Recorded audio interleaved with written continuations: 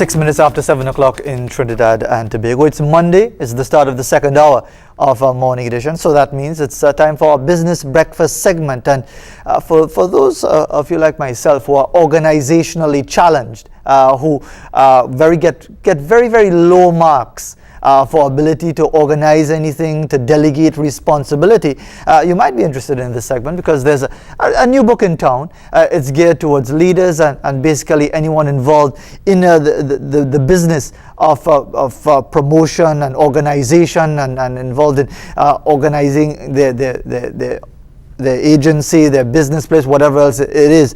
It's called Think PRIMARI. It's a total quality formula for genuine, headache-free organizational excellence. We're joined by the author, Azeem Mohammed. And as I said before, if you just check the phone book, you will see about 7 pages of Mohammed. So Azeem is not my family, so I'm not giving my family free promotion, by the way. In fact, he's joined us at very short notice, and he's been kind enough to come in to give us some idea on the book. Azeem, assalamu alaikum. Wa alaikum assalam. Good to have you here with us. Very much. Tell us about this book. First of all, we just saw it on the screen, Think PRIMARI. And the primary is spelled with an I at the end. Now, I'm assuming you could spell because you're dressed properly, you have jacket and tie, which may not be saying a lot. But anyway, tell us, why is it spelled with an I at the end? Sure.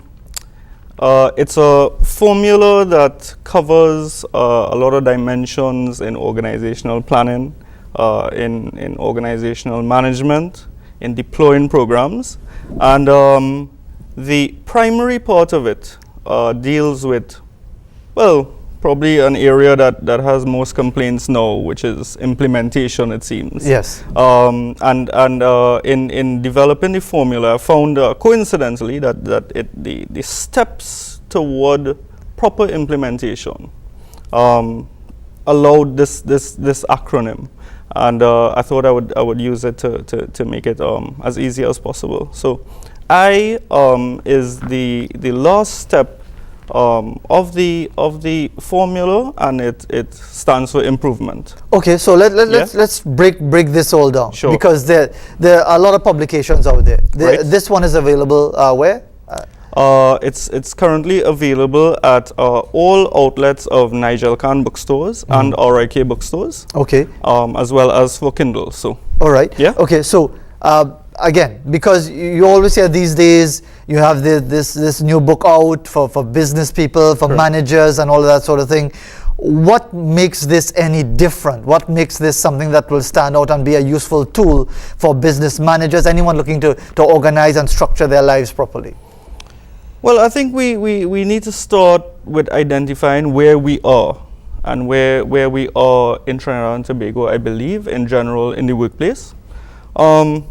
I think it's self-evident that we have a lot of room for improvement, and we hear it all the time in the complaints that we receive from everyone in organizations, it seems, at all levels, and even those outside of organizations regarding queries and concerns with governance, let's say. Yeah. And I want to make the point that it's not just one group that seems to be affected. It's not just one group that might be stressed about it.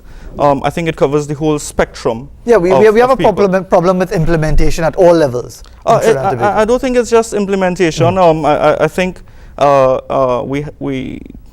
it involves stresses for not only employees, for example, not only consumers who receive shoddy service. And sometimes we tend to forget that managers who are in charge seem to be stressed out as well, because they're not getting the results that they're pursuing in the way that they would like it to be achieved. And I don't think, and I need to state up front that I don't think it's always as a result of bad intention. I think sometimes, despite the best efforts, we can't seem to connect the dots regarding some of the issues that we're facing. So help us to understand, how does this book help us to connect those dots? Sure. I think it takes a somewhat unique look at organizational management and putting programs in place compared to what exists out there, and particularly, I think it's particularly suited for the local environment, which may or may not be, material like that may or may not be available right now, particularly tailored for the Trinbagonian environment. Right. Now explain how that works, because there are many who hold that, look, they are what you call international best practice. They are so-called first world models that we need to basically copy wholesale. What is your own perspective? Because someone say like, okay, yes, you try to tailor it to the local circumstances, but the local circumstances are about inefficiency, are about corruption, are about who you know rather than what you have to offer.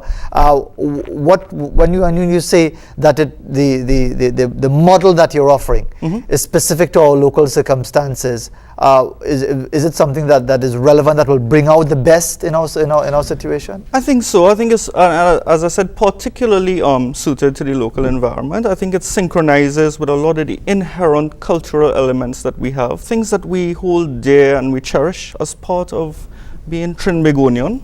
And one of the problems I've had, which prompted me to pursue this activity, is that there are a number of programs that we are trying to adopt that, well, some people would say that they're inherently flawed, actually. And there are schools of thought that do not agree with some of the programs that are more popular as being proliferated, I guess, in Trinidad, and as might exist based on the Western American style of management, for example. But shouldn't we be going in that direction? Because the reason I'm asking is that essentially we are a small country and you have to make business linkages. Wouldn't it be a plus to have your business model based along the lines of an American model or Western European model, because it would be much easier to integrate? So it will be much easier for them to work with you, and therefore you'll be able to benefit and expand, rather than having something that is indigenous to Trinidad and Tobago and may have certain inherent shortcomings and flaws that people will say, like, this is too complicated to work with, I can't deal with these people. I don't think it'll be indigenous to Trinidad and Tobago, and I don't think that there's a mismatch or issues with synchronism of different models. For example, if that was the case, we wouldn't do very much in the West. We wouldn't do very much business with China and Japan, because the styles are different. Well, money talks, you know. At the end of the day, Azeem, if people say, well, I could get money from this customer, from this country, from this government, I am going to tailor whatever it is I'm doing to meet that person's needs, because ultimately it's about profit, it's about money. Exactly. And if we want to meet the needs, it does not mean that only one paradigm may apply. In fact, it may be that there's a better paradigm available, which can allow us more profit and maybe stronger linkages. And I think some of the Japanese tenets of quality and the approaches of quality management, as particularly espoused by Dr. W. Edwards Deming and other quality management gurus, but particularly Dr. Deming, allows us to really better our current best. I think it does. And regarding the issue, for example, of profit, one wonders if the current styles and the current paradigms and our current approaches are actually inhibiting our ability to produce even more profit, because of the amount of money that is being wasted in programs that are unnecessary, in fighting up with issues that need not exist, and in the wastage that comes with having to carrying out work and having to discard things and missing one opportunity after the next. One of the things that tends to confuse a lot of people who don't have time to take in all of the different theories and models and so on, is that many people say, look, I want something that works. Exactly. At the end of the day, you could tell me the theory of this one Keynes and Keynesian economics and this one and Milton Friedman and all of that, fine and dandy. But I want to know something that works for my business. Now, this book is almost 500 pages. Yes. But does this suggest that this is way too complicated? This is way too complex for somebody who is just simply running a business, want to run it efficiently to the benefit of their employees, themselves, the community that they service? Is this way too complicated? I don't think it's complicated at all. In fact, one of the reasons I decided to write the book was that I believe the existing material available was either too academic, as you suggested, which made it very, very impractical to apply in the workplace. It may be a bit voluminous because in addressing organizational issues, I think one of the errors that we've been making is we try to focus on one dimension and at a time and probably overall. And you would find that in correcting the issues, and I'll tell you, one of the dimensions that a lot of people focus on, in fact, if you talk to many managers, the first thing that they would say is people bad. Yeah. People don't want to work. Yes. I don't believe that is the case at all. I have issue with those statements, because how can you say that someone does not want to work if they are not competent at what they do, if they don't understand what is to be done? How can you say that someone is not doing well or does not want to work if you have never actually properly defined what you want to do to start with? And if you haven't defined what you want to do, what you're going to train them in? So we have a whole host of issues, and it's a lot of little issues. And therefore, I don't think it's complicated, but it is comprehensive. Not complicated, but comprehensive. Yes. But is it something, and as you say, you've tailored it to meet the local circumstances? Are you looking at big businesses, small businesses, medium-sized businesses? Are you looking at upper management, middle? Who are you targeting with this publication? Sure. Well, I'll tell you this. I think it applies to every organization of any type, of any size, public or private sector. And it really did take a lot of time to tweak the material to suit that that need. And I'll tell you why I focused on it a bit. It is because that we find that we have issues in Trinidad and Tobago, at least, not with only small businesses, but large corporations as well.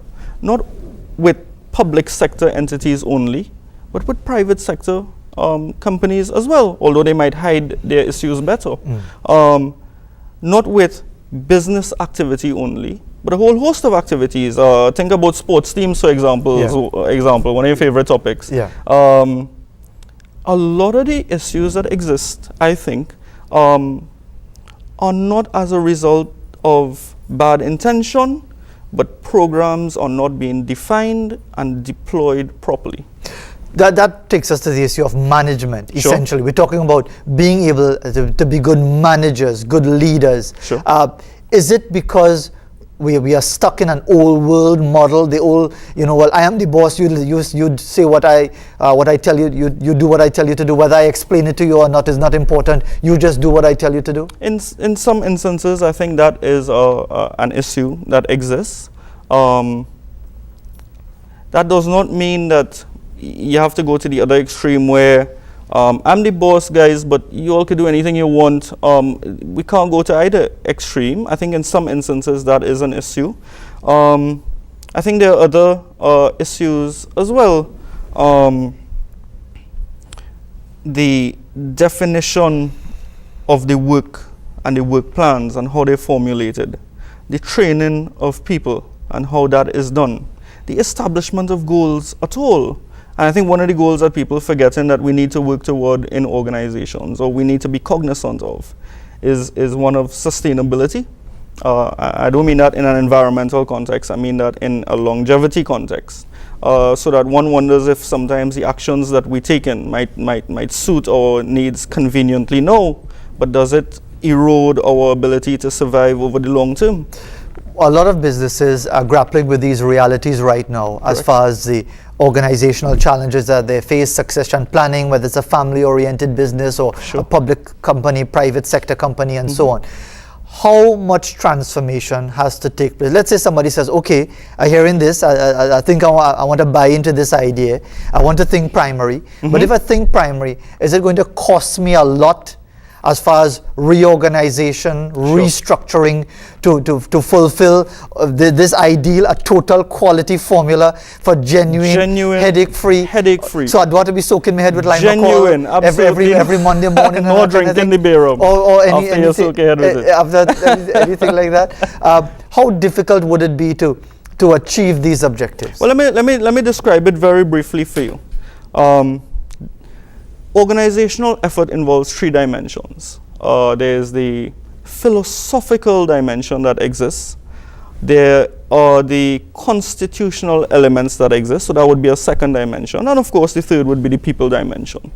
All 3 are required to be paid attention to really streamline efforts. And I think it's about time we achieve some way of getting results.